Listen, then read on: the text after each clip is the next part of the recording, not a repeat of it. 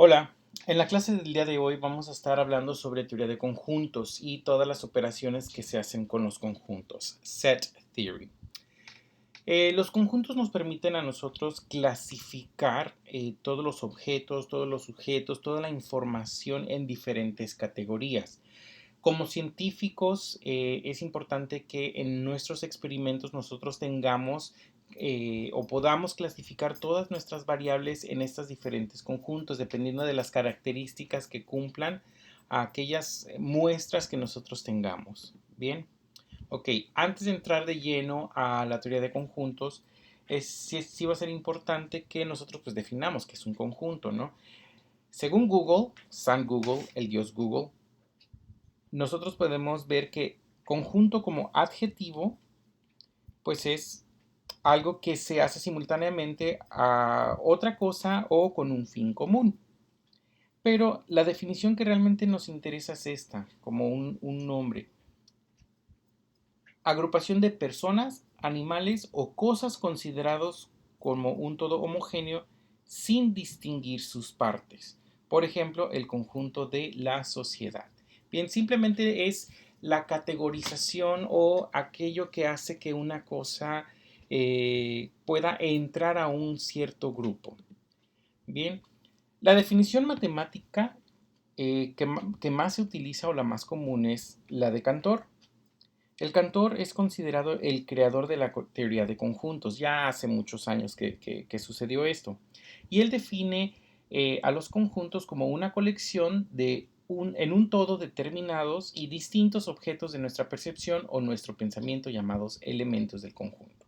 Es decir, se van a clasificar los objetos que nosotros vamos a estar estudiando y esos objetos que nosotros vamos a estar estudiando tienen que tener características en común, de acuerdo a nuestra percepción. Bien, ya más recientemente Rodríguez y colaboradores de la Facultad de Contaduría y Administración de la UNAM definen a los conjuntos como una colección o agrupación de elementos perfectamente bien definidos y diferenciados dentro de un todo. Entonces tú tienes a todos los elementos que puedes tú estudiar y después vas a empezar a categorizarlos, los vas a empezar a clasificar de acuerdo a elementos que estén perfectamente definidos y diferenciados de los demás que tengamos que también estemos estudiando. Bien, ejemplo 1. Los estudiantes inscritos en el grupo 2154 de Matemáticas 1 de Química Farmacéutico-Biológicas en la FE Zaragoza de la Universidad Nacional Autónoma de México. Bien, aquí estamos siendo muy específicos. Si solamente habláramos de los estudiantes, pues entonces eso incluiría a todos los estudiantes, pues incluso podría ser de la Ciudad de México, puede ser todos los estudiantes de México como país, todos los estudiantes del mundo, sin importar en qué edad o en qué nivel educativo estén. Estamos hablando de los estudiantes. Pero todos esos estudiantes que serían el total, el global, estamos siendo muy específicos. Aquellos que estudian en la UNAM.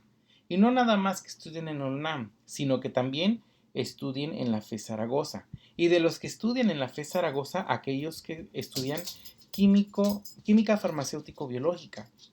Y encima de eso, aquellos que están cursando en el grupo de la materia, perdón, de Matemáticas 1. Y además en el grupo 2154.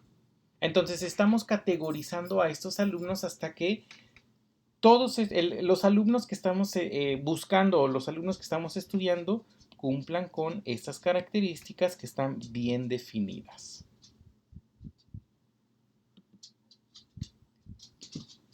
Ejemplo número 2. El conjunto de todos los elementos alcalinoterrios. Bueno, aquí tenemos la tabla periódica y nosotros sabemos que los alcalinoterrios son estos que tenemos aquí, los de la familia 2A. Vamos a ponerlo aquí, 2A. Bien, tenemos entonces berilio, magnesio, calcio, estroncio, bario y radio. Este es el conjunto de los elementos alcalino-térreos. Bien, otro ejemplo. Los adultos mayores a 65 años que han recibido la vacuna contra el SARS-CoV-2 de la farmacéutica Pfizer. Bien, sabemos que hay muchas farmacéuticas que han desarrollado su vacuna, pero para un estudio que nosotros vamos a hacer y que nosotros vamos a diseñar, solamente vamos a estar interesados en aquellas personas que hayan recibido la vacuna de la marca Pfizer. Y encima de eso, aquellos que solamente sean mayores de 65 años. Esa va a ser nuestra población objetivo. Así es como nosotros vamos a categorizar. Ese va a ser nuestro conjunto al que vamos a estudiar. Bien. Ahora, ya que más o menos sabemos que es un conjunto, ¿cuáles son los requisitos que yo necesito para formar un conjunto? Bien. Número uno, es necesario agrupar o coleccionar a los elementos de una manera bien definida. Tienen que estar bien delimitados, porque si no está bien delimitado, entonces no vas a poder saber si un elemento que te aparezca cae o no cae dentro de este conjunto. Por ejemplo, aquí, mexicanos mayores a 65 años que han recibido la vacuna contra el SARS-CoV-2 de la farmacéutica Pfizer. Aquí ya estamos delimitando a nuestro conjunto. Ya estamos diciendo que vamos a estudiar a los mexicanos y solamente a los mexicanos mayores a 65 años y que han recibido la vacuna de Pfizer contra el coronavirus. Bien, esa es nuestra población objetivo. Y aquí podríamos ser un poco más específicos. Podríamos decir, bueno, los que recibieron la vacuna contra la farmacéutica, contra el coronavirus de la farmacéutica Pfizer en el año 2020.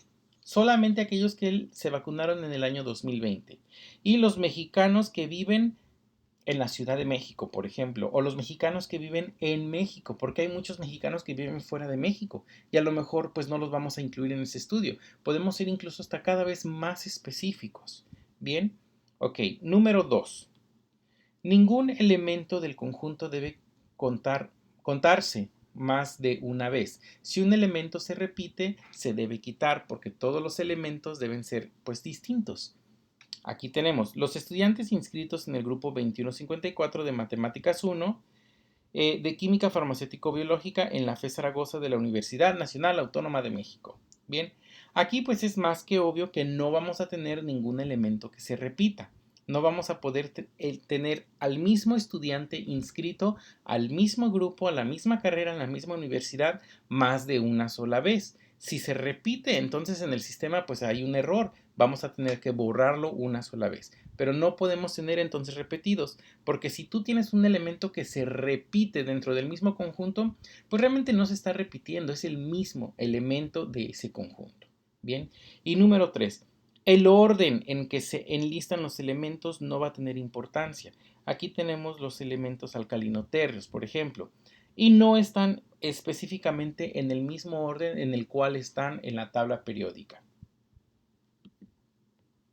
Bien, ahora sí, ya que sé que es un conjunto, ya que sé cuáles son los requisitos que hay para formar un conjunto, ahora sí, ¿cómo yo puedo representar un conjunto? Número uno, un conjunto se va a denotar con letras mayúsculas. Es muy importante, solamente con letras mayúsculas del abecedario. Mayúscula A, B, C, D. Este va a ser el nombre que va a recibir ese conjunto. Y por convención se utiliza que sean las letras mayúsculas del abecedario. Bien. Ok, número 2. Los elementos de un conjunto se colocan entre llaves y se separan por comas. Ahorita vamos a ver estos ejemplos para que quede más claro. Y número 3. Los elementos de los conjuntos se representan con símbolos numéricos, letras minúsculas del abecedario y la combinación de los dos. Puede ser cualquiera de estas, ¿no? Por ejemplo, el conjunto A mayúscula, porque así se va a llamar el conjunto, va a ser igual a y entre llaves todos los dígitos del sistema decimal. Pues 1, 2, 3, 4, 5, 6, 7, 8, 9 y el 0. Todos estos son los dígitos del el sistema decimal y están separados por comas. El conjunto B, todas las vocales en español. Pues A, E, I, O, U. Entre llaves. Es bien importante que pongamos esas llaves. Y el elemento C, Así se llama el elemento, que está compuesto de la palabra casa, de 4x, de 2b y de 3 asterisco. Aquí pues, quién sabe cuál sea la regla que se haya elegido para delimitar a estos 4 elementos dentro de este conjunto, pero pues así es como se puede denotar, porque yo puedo tener números, puedo tener letras o puedo tener la combinación de números y letras y símbolos. Bien. Y número 4, la representación gráfica es a través de los diagramas de Venn Euler. Este es un diagrama de Venn Euler. Es un diagrama que me está representando todo el universo y tengo el conjunto A, el conjunto B, el conjunto C. Y estos espacios intermedios son aquellos lugares en donde pueden caer elementos que cumplen con la característica del conjunto A y en este caso del conjunto C, aquí en esta intersección. Bien, igual, esa intersección, por ejemplo, es aquellos elementos que cumplen con las propiedades del conjunto A y del conjunto B. Y este espacio del medio es aquellos que cumplen con las tres propiedades. Bien. ¿Cómo vamos a poder describir los conjuntos? Hay dos formas de describir estos conjuntos. La primera va a ser por descripción, así se dice, voy a describir por descripción, valga la rebusnancia, y en la descripción se menciona una regla la cual permite encontrar todos los elementos del conjunto. Por ejemplo, A es igual a X y este simbolito se lee como tal que. X tal que X es un elemento alcalino térreo. Esta es entonces mi oración, esta es mi regla que yo estoy utilizando para definir la variable X. Recuerden que esta X es una variable y como una variable pues puede tomar diferentes valores. ¿Cuáles son los valores que puede tomar esa X? Pues que sea un elemento alcalino térreo. Y esto se lee otra vez. A es igual a X tal que X es un elemento alcalino térreo. En el conjunto B, B es igual a X, tal que X es un mexicano mayor a 65 años que ha recibido la vacuna contra el SARS-CoV-2. Y aquí nos faltó poner de la farmacéutica Pfizer y cerrar nuestro conjunto. Es muy importante que cerremos ese conjunto. Bien, la otra forma en la cual yo voy a poder describir mis conjuntos es por extensión. Cuando yo tengo extensión, entonces aquí tengo que enlistar o nombrar todos los elementos del conjunto. Vamos a ver, este mismo conjunto A, ahora lo voy a poner pero por extensión. Al ponerlo por extensión, entonces tengo que mencionar todos los elementos alcalino-térreos: berilio, magnesio, calcio, estroncio, bario y radio. Bien, este mismo conjunto, ahora lo vamos a poner por extensión. Pues, ¿quiénes son los mexicanos que son mayores a 65 años y que han recibido la vacuna contra el SARS coronavirus, el SARS-CoV-2 de la farmacéutica Pfizer? Pues Ágata, Bartolo, Celia, Josefina, Romero, etcétera, etcétera, etcétera. Bien, y por eso pongo estos puntos suspensivos, porque quizás son tantas las personas que yo no voy a poder enlistarlos todos en un solo espacio. Dense cuenta que entonces por eso a veces conviene, cuando son chiquitos, pues poner los conjuntos por extensión. Pero cuando son muy extensos, cuando tengo muchísimos elementos dentro de un conjunto, pues quizás entonces me convenga mejor ponerlo por descripción. Ok. Ahora, los conjuntos pueden ser finitos o pueden ser infinitos. Como su nombre lo dice, pues los conjuntos finitos van a ser aquellos conjuntos que tengan un número determinado, un número fijo de elementos dentro de ese mismo conjunto. Por ejemplo, el conjunto A. A es igual a X, tal que X es un elemento alcalino térreo. Es finito, ¿por qué? Porque solamente tiene 6 elementos dentro de este conjunto. Solamente hay 6 cosas dentro de este elemento. No va a haber más, no va a haber menos, siempre hay 6. Entonces es un conjunto, finito. El conjunto C, A, E, I, O, U, es un conjunto finito porque solamente hay 5 vocales en español y son las 5 vocales que componen a este conjunto C. Bien, ahora tenemos los conjuntos que son infinitos, aquellos conjuntos en el que pues siempre va a haber un elemento más al cual se pueda agregar a este conjunto. Por ejemplo, el conjunto B es igual a X, tal que X es un mexicano mayor a 65 años que ha recibido la vacuna contra el SARS-CoV-2. Bien, ¿por qué es infinito este conjunto? Quizás si nada más lo midiéramos al día de hoy, ¿cuántos mexicanos mayores de 65 han recibido la vacuna? Pues sí, sería entonces un conjunto finito. Sin embargo, el día de mañana va a haber otro mexicano que se ponga la vacuna, o el día de mañana alguien que tenía 64 años cumple 65 y entonces ya entra a este conjunto. Por lo tanto, este conjunto se considera como infinito porque conforme vaya pasando el tiempo, conforme vaya avanzando los años, siempre van a haber más personas que entren dentro de este conjunto. Bien, otro conjunto que también es infinito es el conjunto D. D es igual a Y, tal que Y es un número primo. ¿Okay? Los números primos, como ustedes ya han visto en otros cursos de matemáticas, son aquellos números que solamente se pueden dividir entre sí mismo y entre 1. Y así como tenemos que los números naturales son infinitos, también los números primos van a ser infinitos. Pueden haber los números primos. Es el 2, el 3, el 5, el 7, etcétera, etcétera, etcétera. Hay un número infinito de números primos. Bien, hay un conjunto especial que se llama conjunto vacío. Y el conjunto vacío es aquel conjunto en el que no tiene elementos y normalmente se representa con este símbolo. Puede también representarse como unas llaves vacías o por este símbolo que es el símbolo de nulidad. Bien, vamos a ver un ejemplo. El conjunto E es igual a Z, tal que Z son los perros que han fallecido por coronavirus. ¿Cuántos perros han fallecido por coronavirus? Pues hasta ahorita no se tiene una cifra, no se saben, se cree o se asume que los perros son inmunes al coronavirus. Por lo tanto, no ha habido perros que hayan fallecido por este virus. Siendo así, entonces, este conjunto que está definido por extensión, por descripción, perdón, es cero. No hay ninguno. Cero. Este es un conjunto vacío, nulo. Bien, otro ejemplo. F es igual a W, tal que W es un número mayor a 10 y W también tiene que ser menor a 7. ¿Cuántos números son mayores a 10 pero menores a 7 al mismo tiempo? Pues ninguno. Entonces, no hay ni un solo elemento dentro de este conjunto.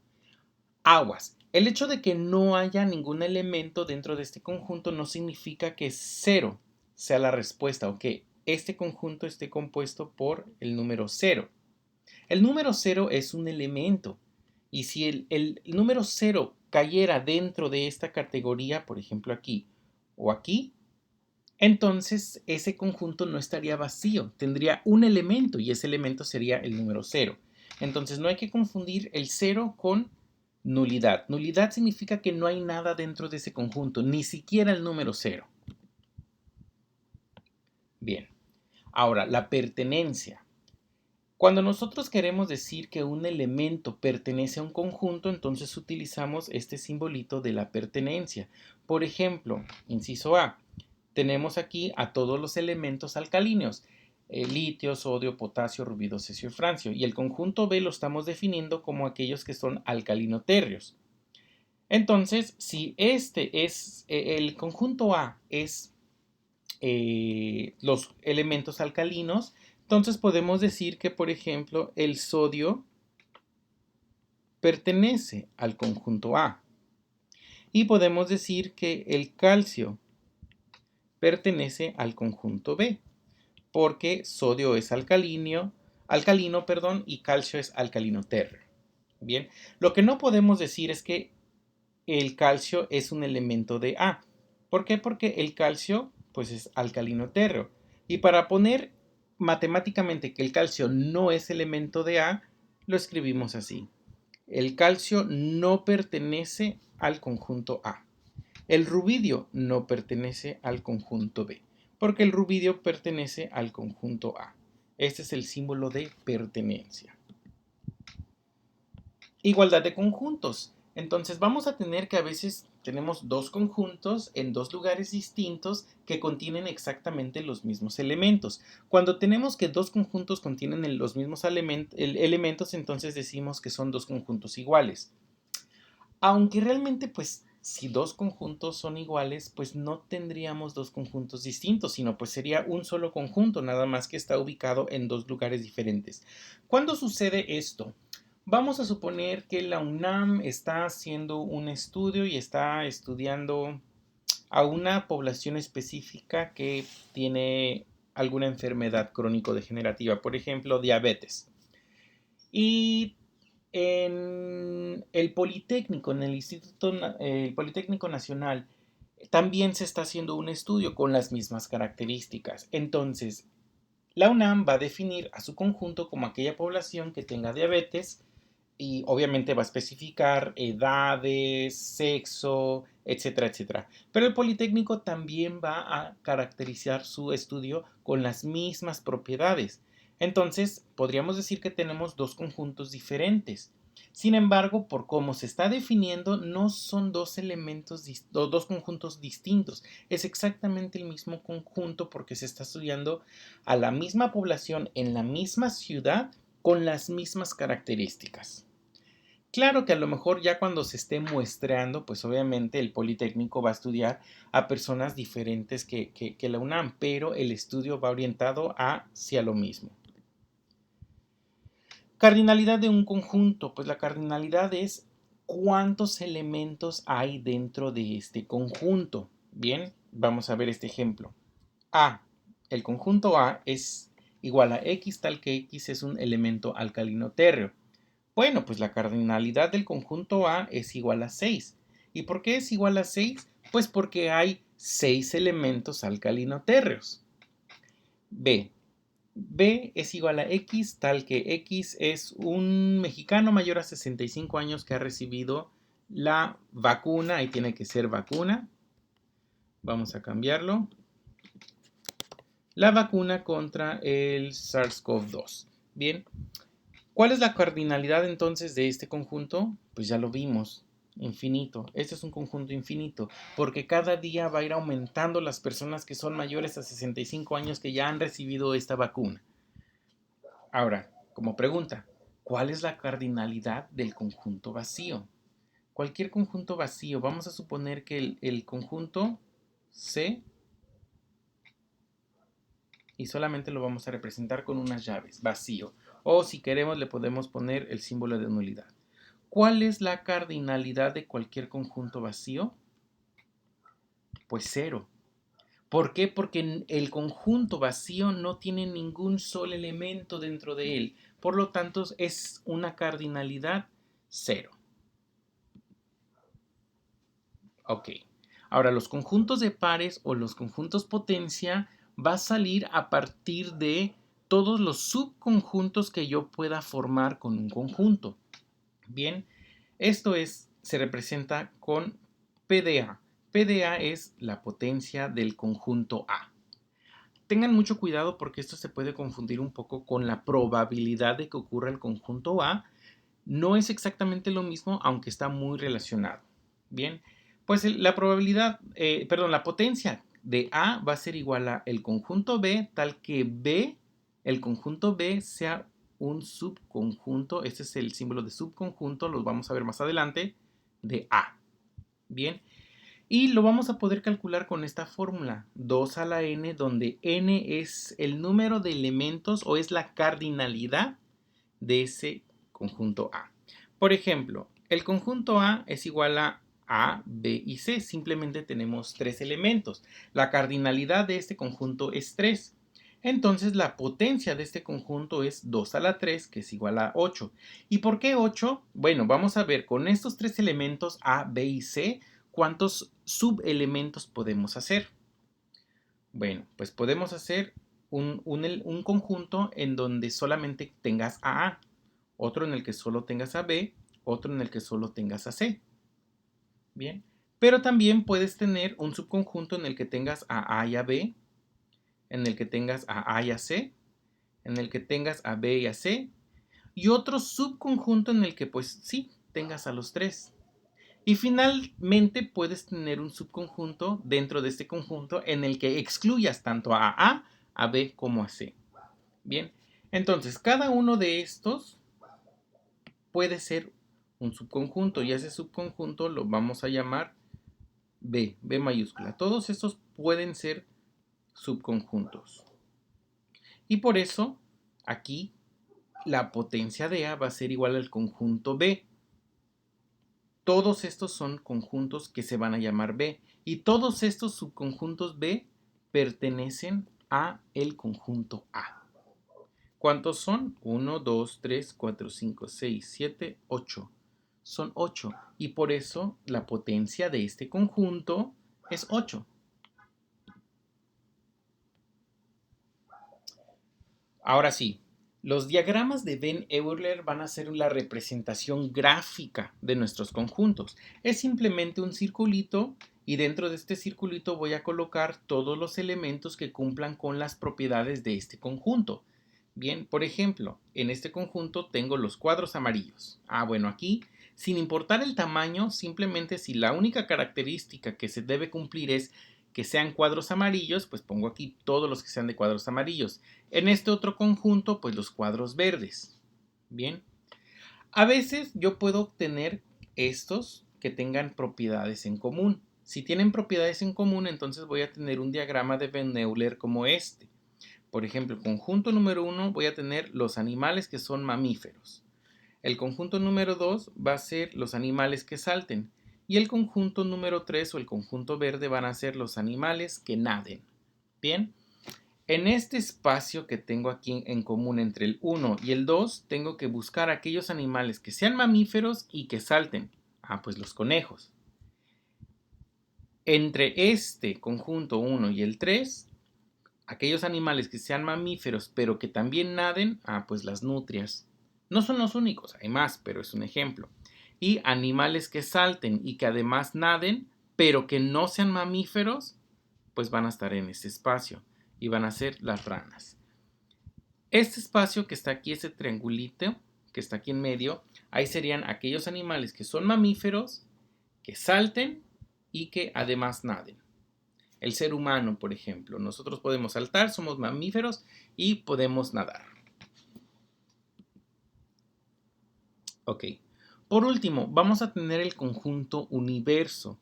El conjunto universo va a ser el total de todos los elementos o todo lo que yo estoy estudiando.